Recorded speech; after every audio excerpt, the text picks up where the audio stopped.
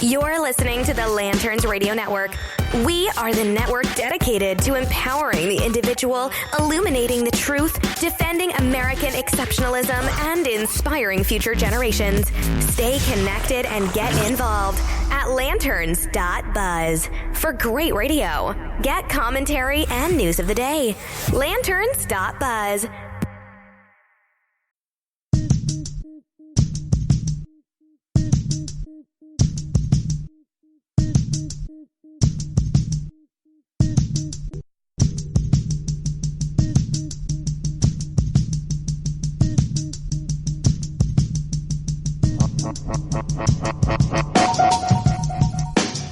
Good afternoon, everybody. You're listening to the Holonet Podcast here on the Lanterns Media Network. We are on Facebook Live, and today we have a whole lot to go through.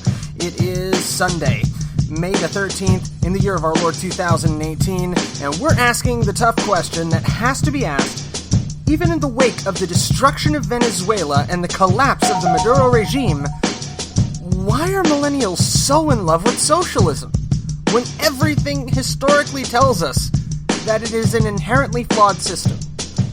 And I think I have the answer, but I definitely have a potential cause. In addition to that, Israel versus Iran, now it's personal. And just asking everybody out there, did you call your mom? Because you're supposed to call your mom today. All that and more here on the Holonet Podcast, here on the Lanterns Media Network. Stick around.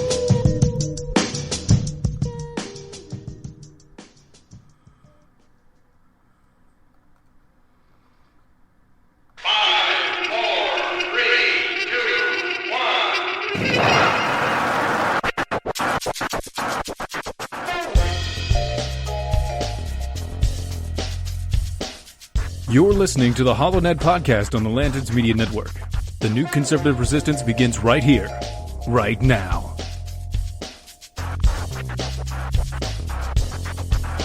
I will build a great, great wall on our southern border, and I will have Mexico pay for that wall. Mark my words.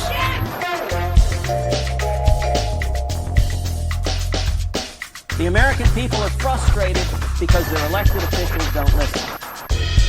Well, we're home on the campaign trail. We say we listen. And yet something about this Senate floor, something about Washington, D.C., I don't know if it's the water, something in the air, the cherry blossom, but people get here and they stop listening to the American people. What we witnessed here today in the Security Council is an insult. It won't be forgotten. It's one more example of the United Nations doing more harm than good in addressing the Israeli-Palestinian conflict.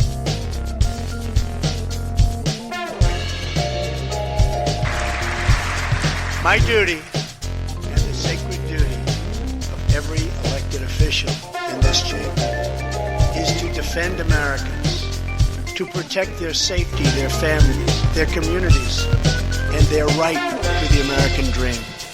Because Americans are dreamers too.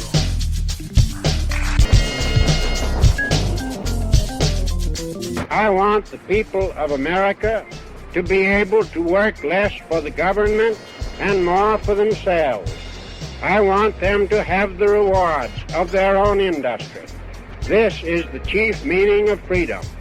Until we can reestablish a condition under which the earnings of the people can be kept by the people, we are bound to suffer a very severe and distinct curtailment of our liberty.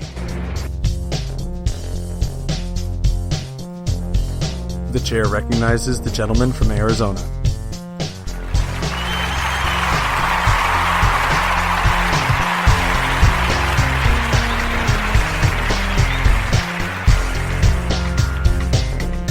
Thank you, everyone. Thank you. Senators, members of Congress, Mr. Speaker, and Mr. President.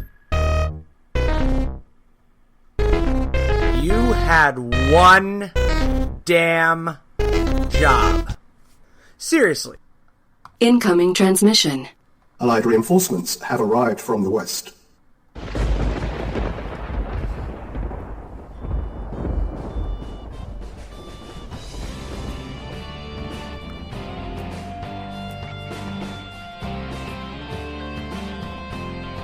You're listening to the HoloNet on Lanterns Media Network. The millennial conservative resistance begins here.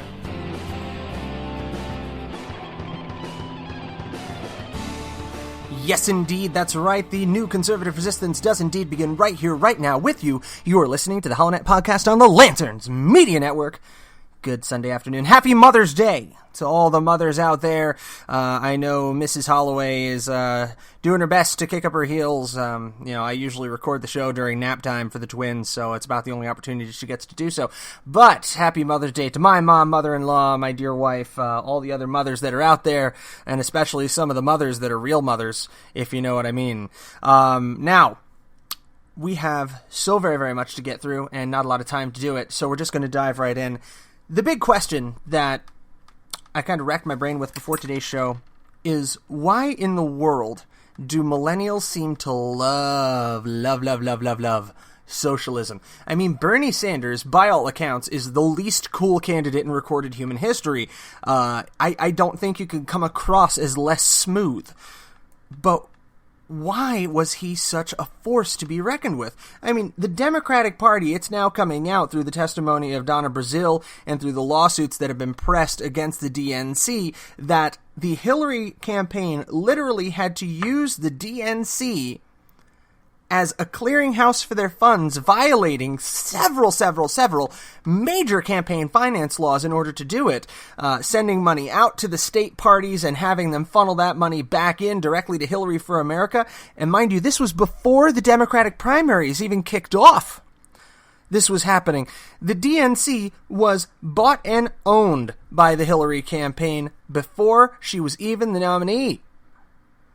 That's what it took to crush the Bernie Sanders wave, to put down the Bernie bros, and stop a socialist revolution from seizing this country. But why is the question? Why? And I was racking my brains, and I thought back to, how did I learn about socialism? Unlike everybody my age, I was the kid who, in September, because where I live, school started in September, I got the history book. And I would read the entire history book cover to cover and then just coast for the whole year. I have been a big history buff my whole life. I love history because it is the story of us. It is the story of mankind. History, his story, which everybody's going to jump on and go, oh, the misogyny, the patriarchy. You know what? I didn't invent the language on that. That's what history is. It's his story. So we look to the New York Times today. In the New York Times, yes, I'm running as a socialist. Why candidates are embracing the label in 2018 by Farrah Stockman. This is a story from April 20th, but still quite relevant, and it really went unremarked. Houston, there was no question on primary night in Texas last month that Franklin Bynum would win the Democratic nomination to become a criminal court judge in Houston. The 34-year-old defense attorney had no challengers, but for his supporters who packed into a Mexican restaurant that evening, there was something impressive to celebrate. Many in the crowd were members of the Democratic Socialists of America, or DSA, a group that has experienced an enormous surge of interest since the election of President Trump, even in conservative states. Mr. Bynum was one of their own, a socialist, who, along with 16 others, appeared on the ballot in primary races across the state of Texas. Yes, I'm running as a socialist, Mr. Bynum said. I am a far-left candidate. What I'm trying to do is be a Democrat who actually stands for something and tells people, here's how we're going to materially improve the conditions of your life. Dear God, how dangerous is this? Now, political freedom and freedom of speech and press and expression means that you have the right to be a socialist. But do you really know what baggage you're bringing with you when you proclaim proudly, I am a socialist? Let's check in on Venezuela for the people who have currently lost 20 pounds due to what they're calling, cheekily, the Maduro diet. In other words, starving to death because there's nothing in the stores, because inflation has reached record-shattering levels, because they cannot increase the minimum wage fast enough to keep up with the price of a loaf of bread. It's Weimar Germany 1930s all over again. But socialism is still cool. So that got me thinking. This had to be ingrained in us from a young age. And I want to show you a quick video. And I'm using the new visual format that I've started using on the show, and it allows me to show off my handsome Phoebus. I went ahead and shaved for you just so I could look handsome today. And also allows you to see what I'm looking at on the screen here. So we're going to go ahead and pull that video up. This is from a cartoon show. Okay, it's a cartoon called Hysteria. Histeria. It aired on Warner Brothers Networks 1998 and 1999. This particular show about the Russian Revolution aired October 24th, 1998. And I remember this aired about 3 o'clock in the afternoon, played right about when I came home from school. And this is very likely how many people in my generation first encountered the concept of socialism. This is a little video, a vignette, if you will, that they called Peace, Land, and Bread. So here that goes.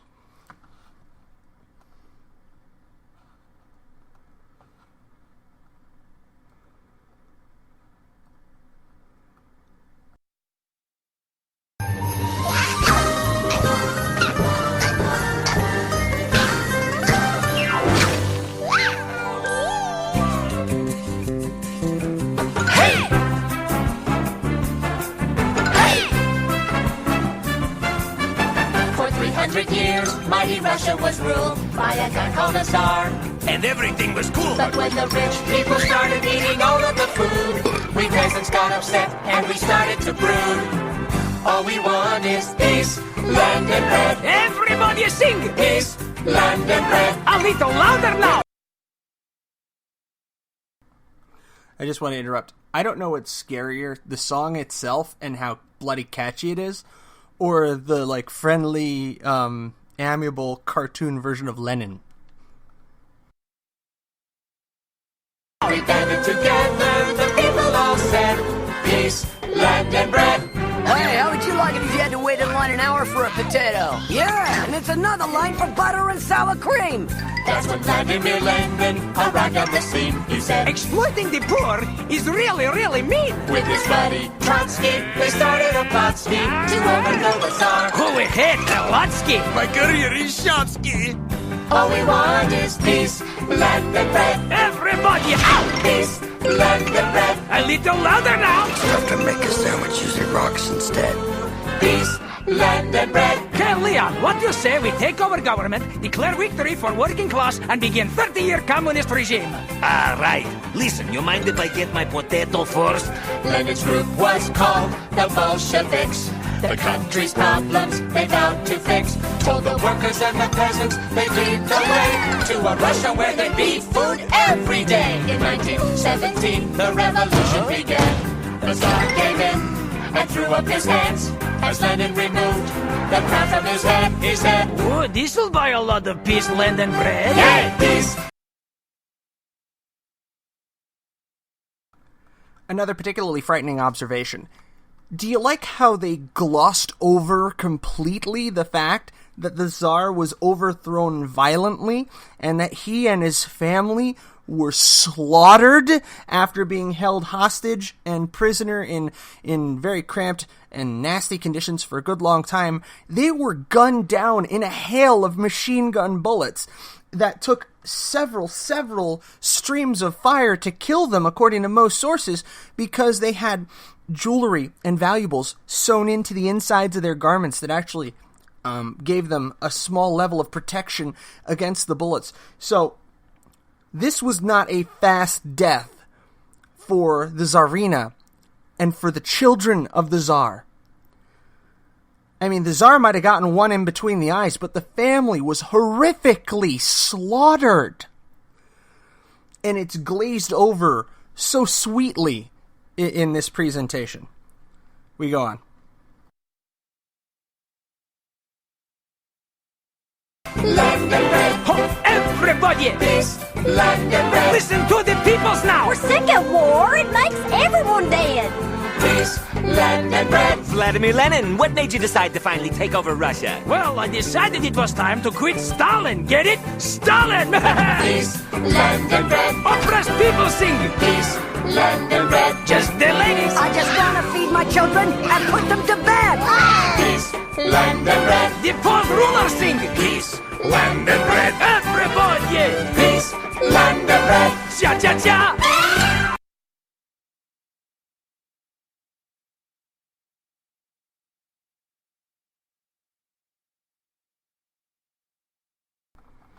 So now, let's kind of take that apart. I was kind of gobsmacked by my own memory of this. That, you know, the catchy song of peace, land and bread, and it really does get in your head, doesn't it? This is how untold millions of American children were introduced to the Russian Revolution and to the concepts of socialism and subsequently communism. Notice how they depicted the food lines. You know, waiting 2 hours in line for a potato, and then another 2 hours for the butter and sour cream. Which are situations that were not solved by socialism, but were exasperated, and we're seeing in horrific relief right now in Venezuela. So, in short, socialism doesn't work. It doesn't solve for this. But we go back to the story. Rather than shy away from being called a socialist, the word conservatives have long wielded as a slur, because it is a slur. Candidates like Mr. Bynum are embracing the label. He is among dozens of DSA members running in this fall's midterms for offices across the country at nearly every level. In Hawaii, Kaniela Ng, a state representative, is running for Congress. Gail McLaughlin, former mayor of Richmond, California, is running to be the state's lieutenant governor. In Tennessee, Dennis Prater, an adjunct professor at East Tennessee State University, is running to be a county commissioner. Now think about this. Gail McLaughlin running for lieutenant governor of California. Now, given California's governor's propensity to wind up in jail from time to time, there's a realistic possibility that we could wind up with an actual socialist, avowed socialist, governor of California. My God. The KGP couldn't have dreamed this up in their wildest, fevered dreams. Now, there's a lot of reading to be done on this. American Thinker writes how millennial socialists endanger America. I read that. That's a great piece. I'll provide you the link right here in the comments section on Facebook. Check that out. Strongly recommend it. There's also another really, really solid piece. Millennials and their scary support of socialism and communism. That's on Zero Hedge. Check that out, too. This is something we need to become more aware of as a nation.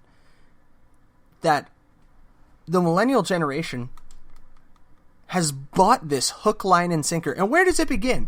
It begins with the concepts of, you know, you have to make sure everybody gets, what's what I'm looking for? Gets the same prize in every contest. You have to make sure everybody's a winner. We have to be sensitive to everybody's feelings. You know, you can't have winners and losers. It's this softening of the American psyche. We're no longer rugged. And we demonize capitalism because it is a system that does not suffer fools.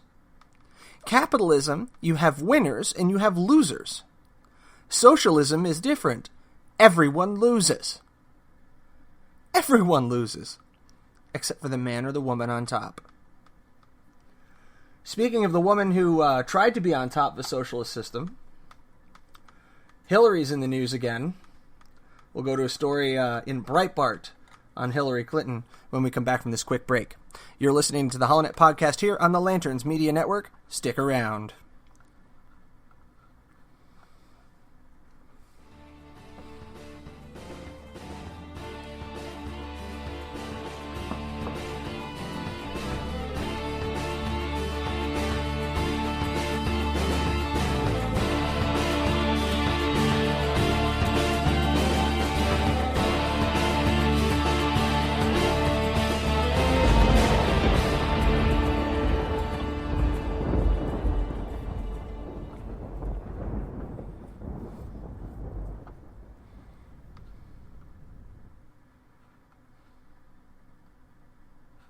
Allied reinforcements have arrived from the west.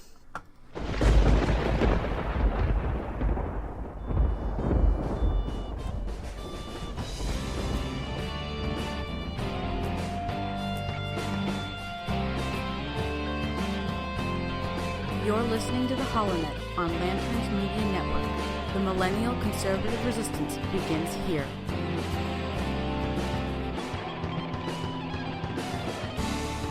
And we're back. You're listening to the HoloNet podcast here on the Lanterns Media Network. That's right. The new conservative resistance does indeed begin right here, right now, with you. And we go to Breitbart. And let me pull that over.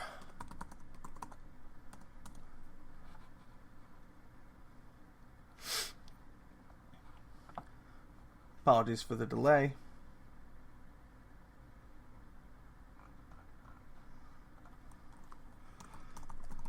New story, Hillary Clinton, large portion of U.S. uneasy, angry about women seeking power.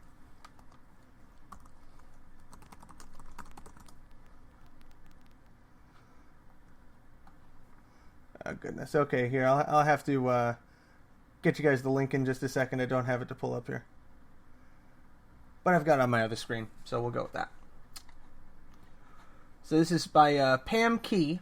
This week in Australia, during an interview with Julia Gillard, Australia's first female prime minister, 2016 presidential nominee Hillary Clinton said there's still a very large proportion of the population that she said was uneasy with women in positions of leadership.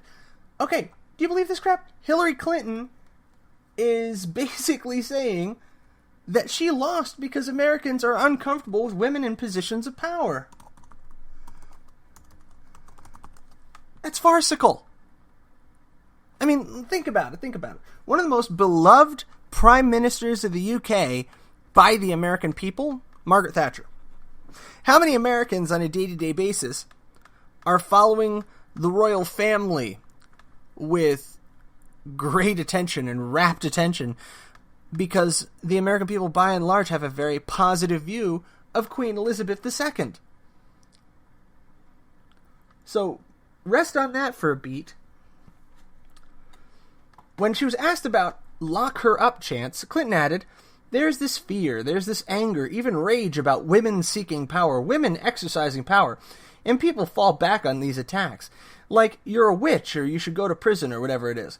The enthusiasm with which that is generated speaks to a much deeper sense of alienation that people still have toward women leaders. No, we have an alienation toward leaders and servants of the people who commit crimes while in office, who try to rig an election and still manage to lose. Hillary Clinton did not lose her bid for presidency because she's a woman. She lost because she was a candidate. She was horrible. Anybody who says different is fooling themselves. Abjectly.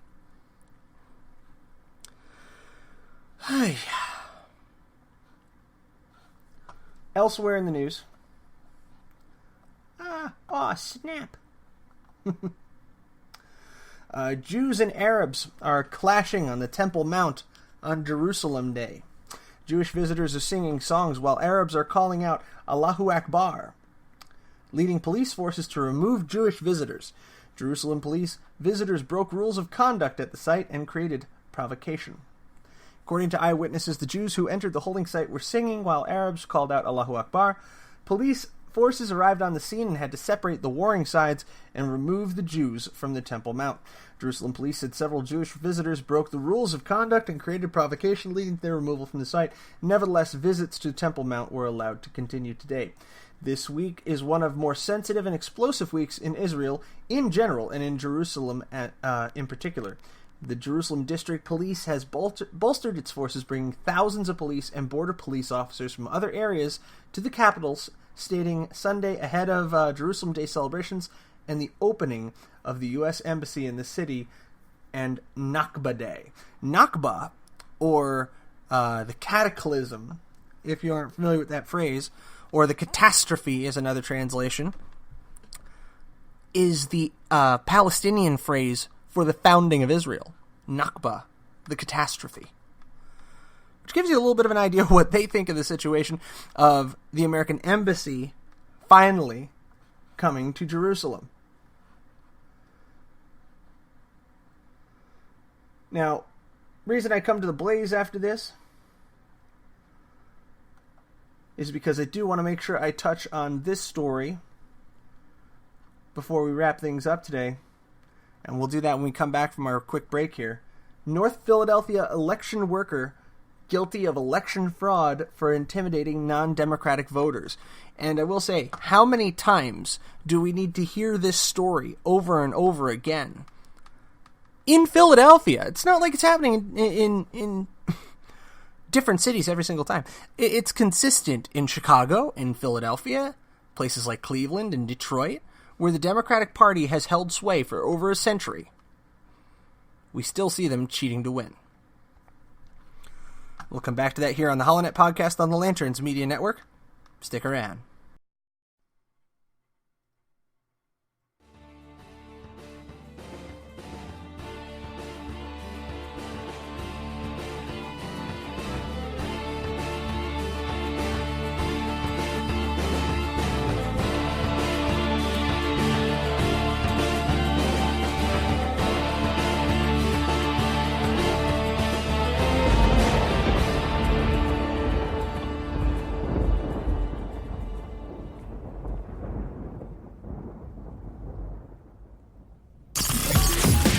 You're listening to the Lanterns Radio Network. We are the network dedicated to empowering the individual, illuminating the truth, defending American exceptionalism, and inspiring future generations. Stay connected and get involved at lanterns.buzz for great radio. Get commentary and news of the day. Lanterns.buzz.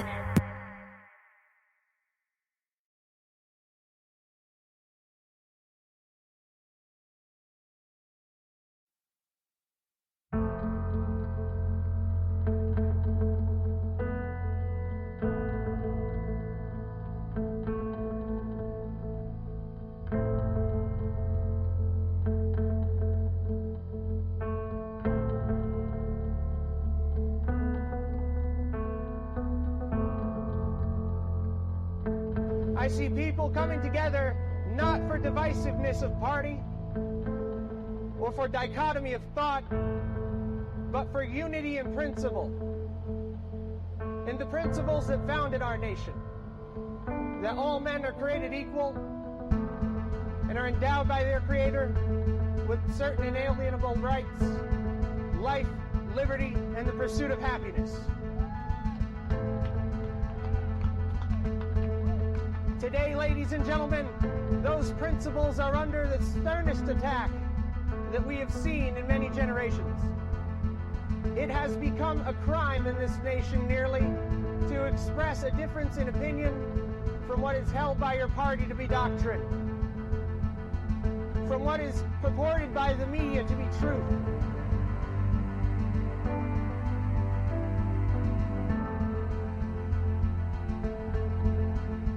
We have an opportunity to reach out to our fellow Americans regardless of their creed and regardless of their political inclinations, and unite as Americans, not as Republicans or as Democrats, as liberals or conservatives, but to unite around the principles that have guided this nation so well.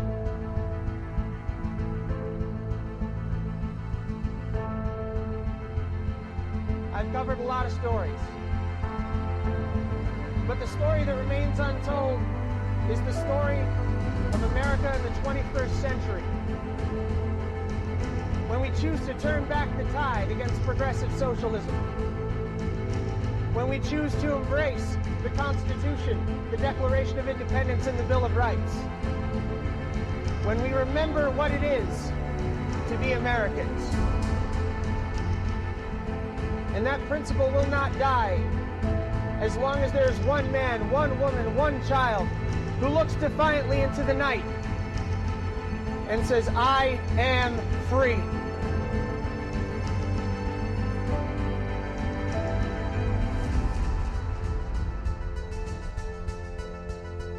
You're listening to the HoloNet podcast on the Lanterns Media Network. The new conservative resistance begins right here, right now.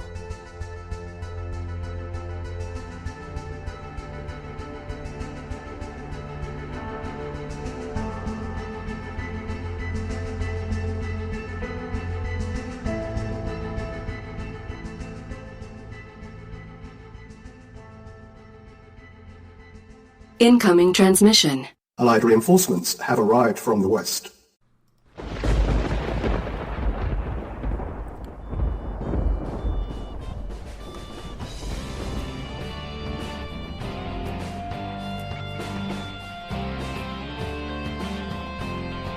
You're listening to the HoloNet on Lanterns Media Network. The Millennial Conservative Resistance begins here.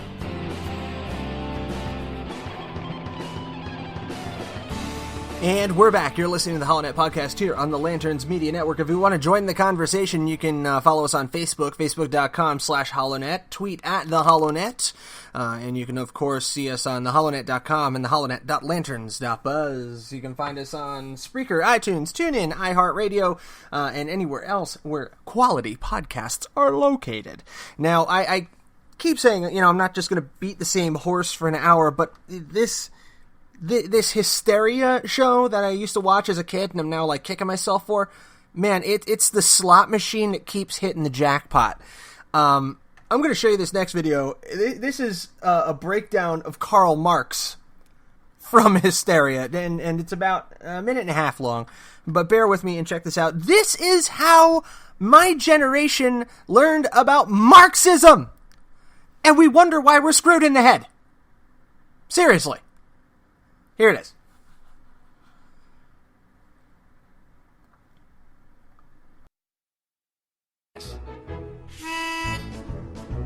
Now I propose a theory which will be rejected by the rich. Communism.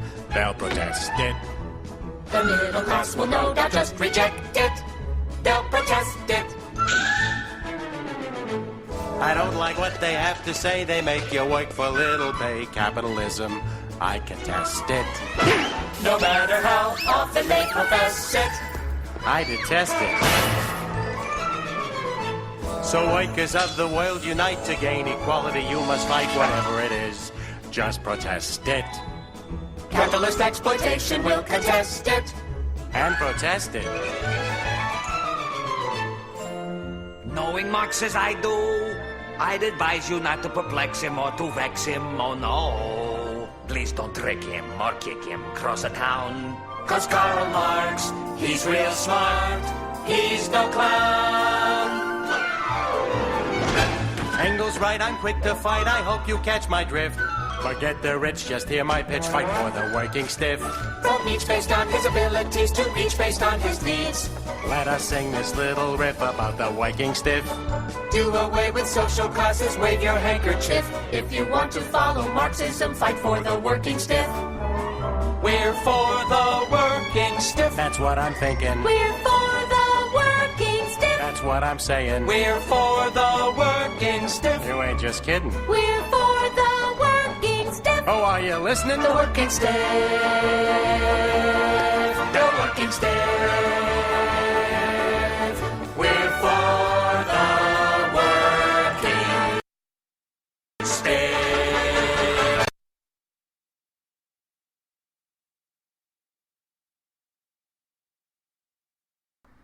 Is it starting to crystallize? Am I the only person who is outwardly horrified by this crap? There it is, laid bare for the world to see. We have been indoctrinated since the word go that socialism and communism are acceptable schools of thought. That they are not, and this is a historical accuracy, the most lethal ideas to ever afflict mankind.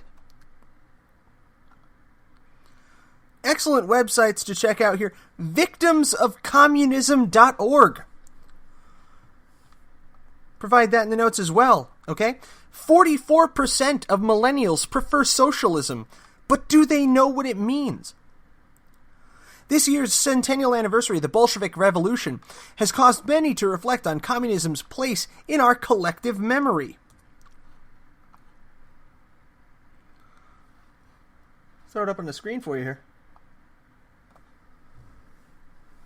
Yet after the Washington Post's Elizabeth Bruning... sorry about that, that's good faith argument. Wrong story. Here we go. It has been a full century since Vladimir Lenin's Bolsheviks seized power in Petrograd and communism made its bloody debut on the world stage. Authors, activists, and politicians alike are asking the question, what has America learned from 100 years of communism? The answer, which I agree with, stepping away from the writing here, is apparently not much! Story by Marion Smith. Check it out. Marion Smith saying, when the victims of the Communism Memorial Foundation published our inaugural survey on American attitudes towards socialism and communism last year, the results revealed some disturbing trends in American society. We discovered a rampant amnesia about the crimes of the communist regimes and a growing inclination among younger Americans toward favorable views of communism and socialism. When we're exposed to media like what we just saw from Hysteria, those last two cuts, what do you expect American children to develop as far as a psychological image of communism as a system? Now, here's the kicker for you. Ready? Hysteria is an American animated series created by Tom Ruegger and produced by Warner Brothers Animation. Same people who brought you Animaniacs, if you remember them. Unlike other animated series by Warner Brothers in the 1990s, Hysteria stood out as the most explicitly educational program in order to meet FCC requirements for educational informational content for children. It aired on the Kids WB from 1998 until 2000, which continued to air reruns until August 30, 2001. Okay? Now, more recently, the show was aired on Into TV, first from March to July 2006, then returning in October later that year. In January 2009, all of the episodes were taken off of that site. So, this is a show that had almost a decade of tread on the tire, 52 episodes, and, you know, I've rewatched quite a few of them. A lot of them aren't bad. But when we take a look at the high sheen veneer that has been applied to socialism, Marxism, communism, these are lethal belief systems. Governments that slaughtered their people by the millions. Even Stalin takes his turn.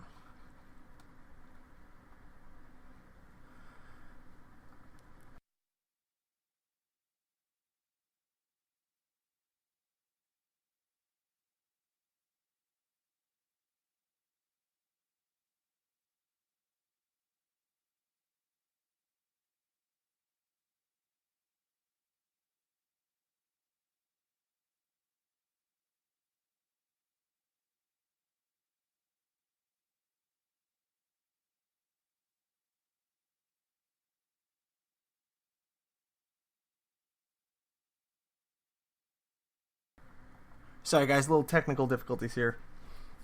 Might not be able to get you that Stalin cut. Here it comes.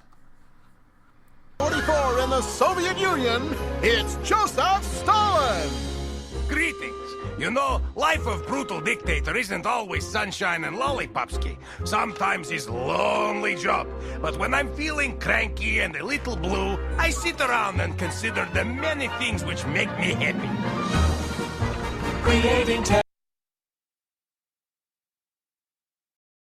Now, I just want to point out that this is one of the first times that I actually see the Soviet Union and communism in Russia at that time being cast in a bit of a negative light and being actually treated with a little bit of satirical comedy. So, bit reassuring, but still very cutesy, or cutesky, for a guy who slaughtered people in the millions. Let's go on. With government purges, acting out all of his monstrous urges. Big brother plots that would make Orwell blush. These are the things that sure give me a rush. Spying on Lenin and murdering Trotsky. Vexing the West with his communist plotsky. Turning your dreams into scary nightmares. That is the way I forget all my cares.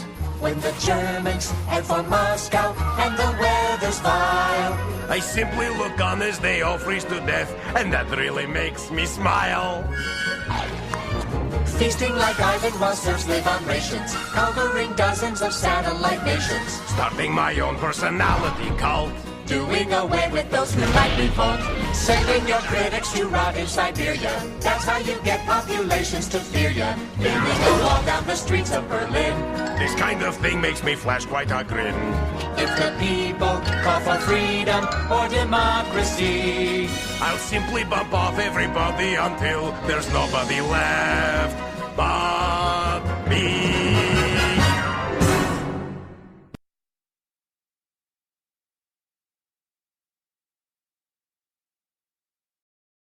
So finally, we see a little bit of satire leveled, and just a little bit of acknowledgement of the horrors of the Soviet Union played out there. But my God, is it a long time coming? It takes them a while to get there, doesn't it?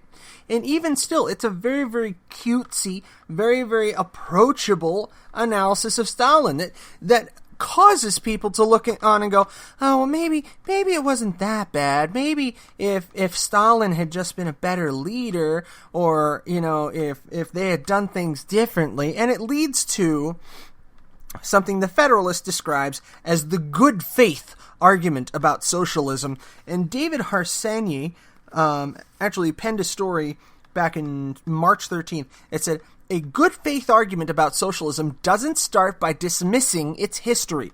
If you discount catastrophe, starvation, shallow graves, mass murder, and widespread poverty, then yes, there's probably a case to be made for socialism. Socialism is perhaps the only ideology that Americans are asked to judge solely based on its successes. Except there are none. Considering the massive human suffering that collectivism has inflicted over the past century in nearly every corner of the world. Here we go. Ignoring its most consequential moments seems like an odd way to approach a good faith debate on the subject. Yet after the Washington Post's Elizabeth Bruenig penned a column imploring narrow-minded Western-style capitalist dead-enders to give socialism a spin, she was unhappy with the reaction. Too many critics were pointing to the moral and economic cost of instituting collectivist policies. In a new piece, Bruenig implores critics to make a good faith case when considering socialist remedies for the ongoing failures in the American experiment. What she meant, and what everyone should have known, was that she was referring to the non-threatening Nordic iteration of socialism. This is exceptionally convenient framing of the debate, one that's been used by fans of Scandinavian welfare states for decades. It's tantamount to asking Americans to consider adding a little theocratic monarchy to their liberal democracy because the economies of Oman and Abu Dhabi are doing so well. You want to check out the rest of that article? That's on thefederalist.com. Strongly recommend you do. Again, putting it down here in the notes. These are the conversations that we need to have. There is no, I will say it again, there is no good faith argument to be had about socialism. There is not a single case where socialism or socialist collectivist policies have yielded fruit or benefit to a civilization. Even now, when people say, well, look at the NHS in the UK, I can say, look at Charlie Gard. If you go to the page lanterns.buzz, story's still up, even today, of little Alfie Evans. So, you want to tell me again how there are other nations that make good faith attempts at socialism and communism? Such a thing does not exist. You know, I'll go ahead and toss out a one does not simply meme at you. One does not simply dismiss the millions upon millions of corpses created in the name of socialism, Marxism, and communism. You can't dismiss the millions that died in the Gulag Archipelago. You can't dismiss the fact that Chinese advancement was done at a horrific human cost in the Great Leap Forward. You can't ignore Pol Pot. You can't ignore the oppression of the Cuban people. And you cannot ignore the people of Venezuela, who this very hour are starving to death.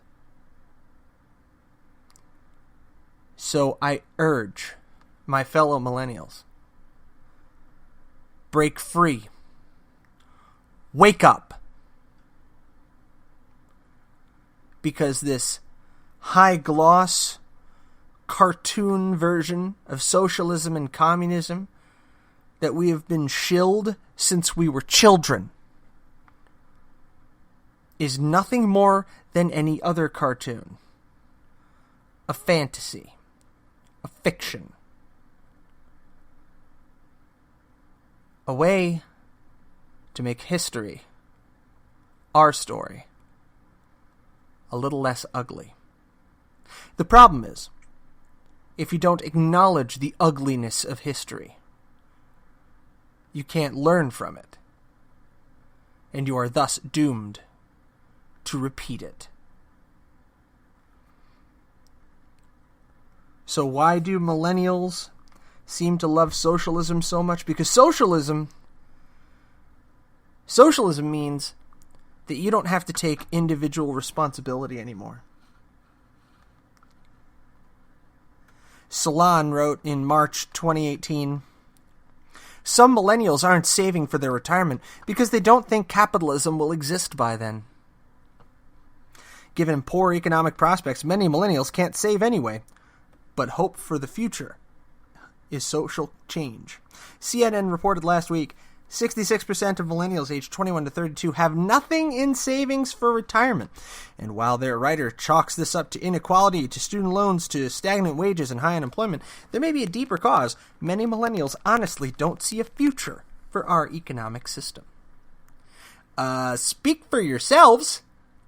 This guy has 2 thumbs and money saved for retirement. Not much. Hell, the way inflation's going, it's probably going to be worth like 1 meal at a Hardee's by the time I retire. But it is personal responsibility.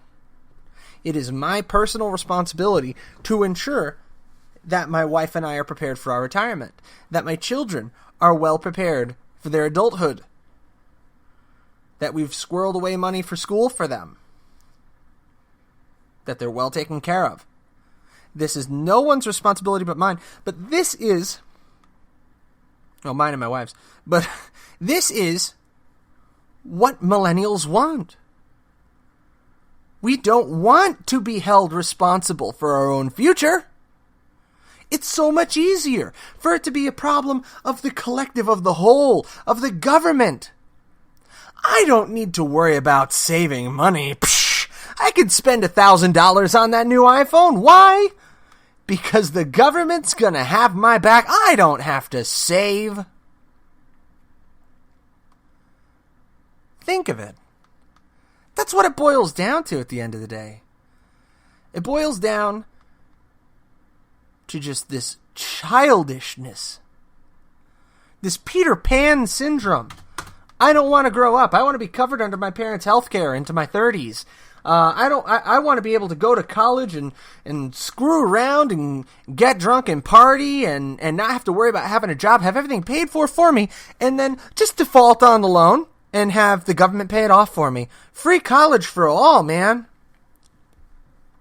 I want the government to pay for my birth control. I want the government to legalize marijuana, and then I want nationalized health care so that I don't even have to pay for my own weed. This is what it comes down to. Ask not what your country can do for you. Ask what you can do for your country. Pah! No, we're done with that. That died faster than Kennedy did.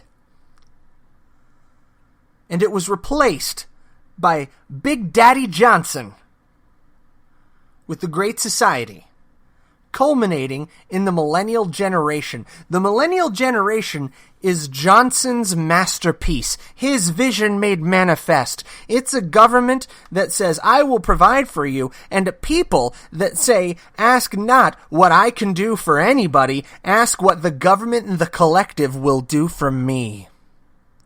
I don't have time for that. I need to go to Starbucks and get my skinny chai tea latte, 3 pumps, no cream.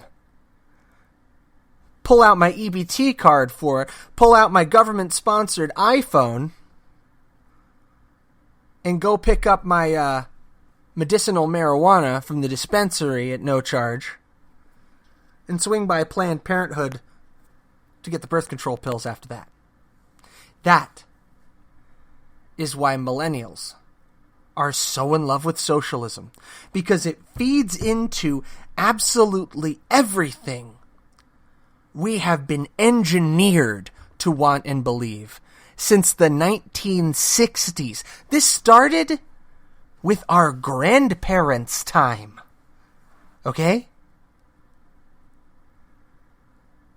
This is the product of a century's work by progressives.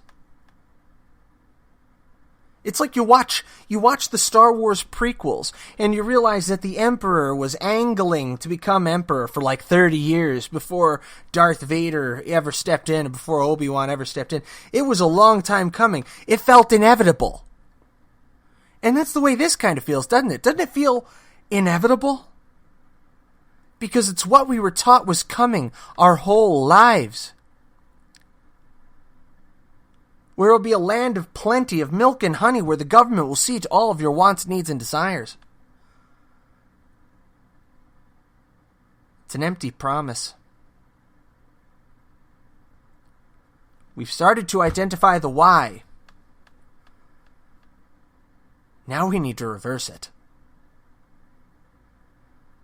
So when someone comes to the table and says you need to give socialism a fair shake includes past history. And it cannot be dismissed. Everyone deserves a voice at the table. But that voice at the table comes with acknowledging fact. And acknowledging the past. So don't let them get a free pass. Today's Mother's Day. I called my mom. I hope you called yours. And I realize been a lot of heavy stuff on today's show. But it's not all bleak.